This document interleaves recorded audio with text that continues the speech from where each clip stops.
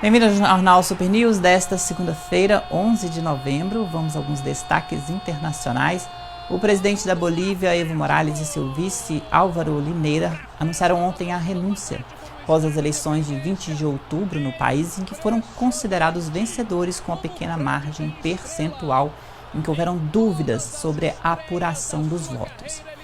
E, entre meio a rumores de que houve fraude nas eleições, como defendido pela Organização dos Estados Americanos, a OEA. Mesmo tendo anunciado novas eleições, ontem o ex-presidente afirmou em um vídeo na internet que estava recebendo ameaças e perseguições políticas e por isso renunciou. Agora, eleições na Espanha. Uma disputa bem dividida deu a vitória ao Partido Socialista, que garantiu 28% dos votos, 7% a mais que o segundo colocado, o Partido Popular. As eleições aconteceram 7 meses depois do governo atual de Pedro Sánchez tentar se reeleger após o insucesso nas últimas eleições de 28 de abril. Apesar da vitória nessa segunda etapa, a participação dos espanhóis com direito a voto nas urnas caiu cerca de 25%. E com isso aumenta a divisão entre direita, esquerda e o centro-direita lá na Espanha. Uma eleição bem dividida, repetindo o que aconteceu no Canadá e em outros países nos últimos meses. Em Hong Kong, os protestos contra o governo entram em seu 6º mês e nesse fim de semana se tornaram mais violentos, após a morte de um estudante que participava das manifestações do chamado Movimento Pró-Democracia. O jovem Alex Chow sofreu uma queda em um local onde havia confrontos entre polícia e manifestantes. A China é acusada de interferir na autonomia conquistada por Hong Kong nos últimos anos. Hong Kong, que já foi ex-colônia britânica e voltou a ser integrada em 1997 à China e tem o status de independência em relação a Pequim. Próximo bloco, a previsão do tempo e os destaques da região. Voltamos em instantes.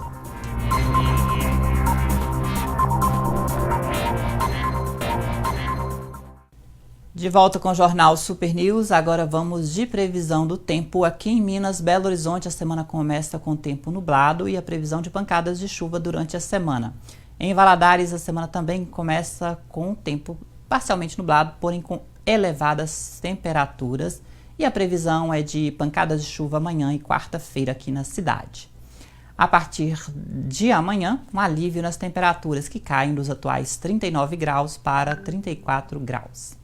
No restante do país tem frente fria garantindo chuva para o litoral sul e sudeste do país. Chove também no centro-norte do país e no nordeste o tempo permanece aberto com elevadas temperaturas. Mais de 5 milhões de estudantes realizaram ontem a segunda etapa do Exame Nacional do Ensino Médio, com média de 3,5 milhões nos 2 dias de realização de provas, de acordo com os dados do organizador, o INEP. Segundo o INEP, o Enem ocorreu com tranquilidade em todo o país. Porém, a Polícia Federal apreendeu telefones celulares de 2 aplicadoras do exame em Fortaleza como parte de uma investigação sobre supostas irregularidades cometidas na primeira prova. Os agentes apuram também outros casos relatados no Rio de Janeiro e na Bahia. Neste segundo dia de provas do Enem, participantes fizeram as provas de matemática, ciências da natureza. Os gabaritos oficiais e cadernos de questões, em todas as suas versões, serão divulgadas na próxima quarta-feira, dia 13 de novembro. Os resultados individuais serão divulgados na página do participante em janeiro de 2020. E os treineiros, aqueles que fazem para avaliar sua qualidade na prova, que fazem o exame para autoavaliação de conhecimentos, terão a consulta ao resultado liberada no mês de março do ano que vem.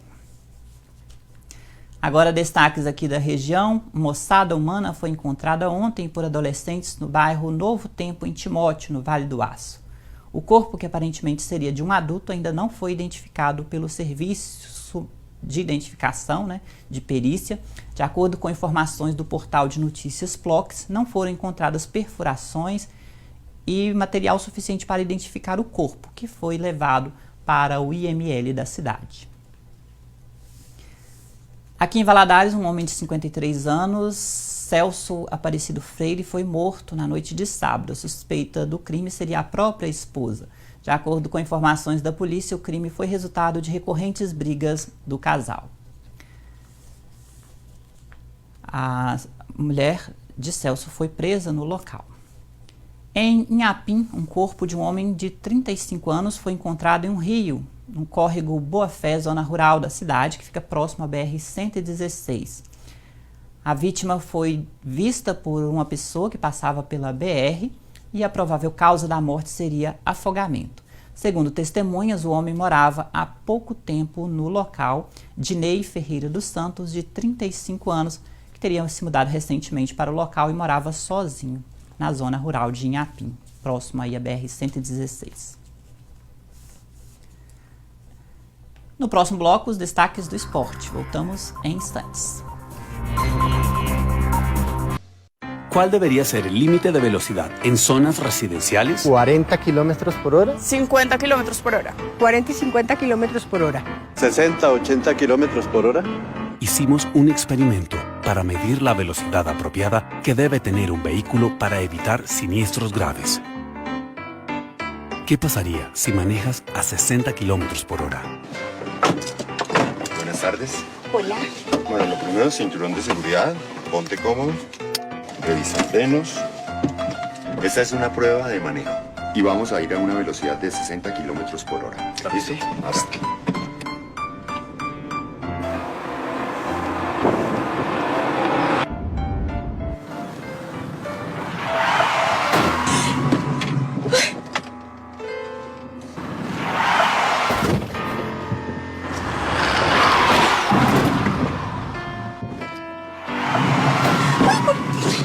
Ay, ¿qué pasó?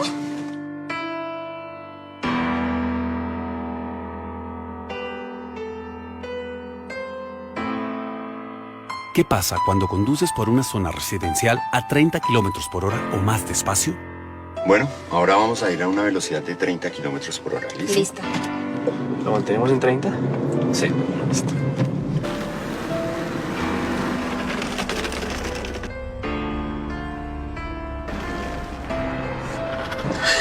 ¿Pudiste ver al niño cruzar la calle? Sí, claro. Esa es una velocidad prudente para conducir en zonas residenciales. Nunca sabes cuándo va a ocurrir un siniestro. Y si ocurre, vas a reaccionar apropiadamente y salvar una vida. Conducir por zonas residenciales a 30 kilómetros o menos salva vidas. Bájale a la velocidad. Alcaldía de Bogotá.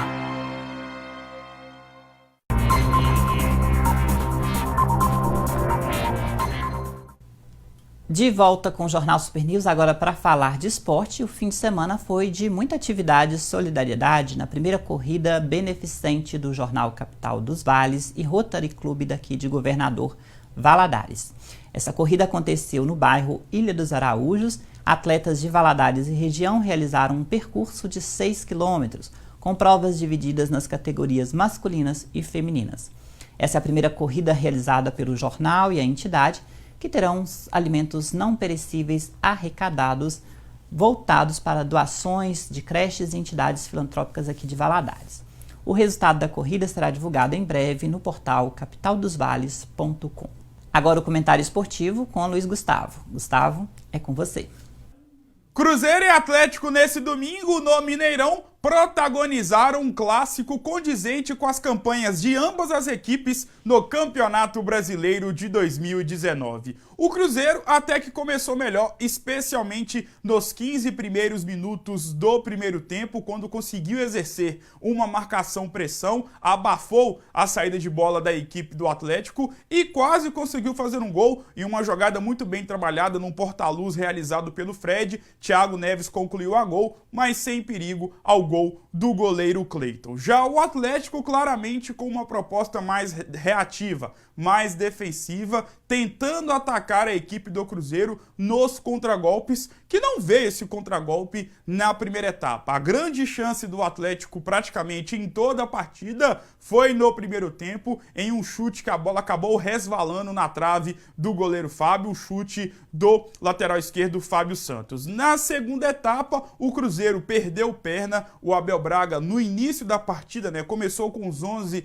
titulares, com a presença do Robinho no time titular, em detrimento do atacante Fred, e isso foi um erro. Tanto foi um erro que o Cruzeiro só melhorou na segunda etapa a partir da entrada do camisa 11, tão crucificado, tão criticado por boa parte da torcida celeste. Já o Atlético conseguiu impor um ritmo mais interessante na partida depois que Bruninho e Marquinhos, as joias das categorias de base da equipe do Atlético, entraram no decorrer da segunda etapa. Até achei que o Wagner Mancini demorou demais para poder colocar especialmente o Marquinhos, que é um jogador rápido, de muita potência física e poderia gerar mais perigo à equipe do Cruzeiro no final da partida. Clássico 0 a 0, não esperava um resultado diferente desse, afinal de contas as equipes vivem momentos ruins, tanto o Atlético e especialmente o Cruzeiro. O Cruzeiro não deixou de pontuar e com isso permanece mais uma rodada fora da zona de rebaixamento. Já o Atlético já quase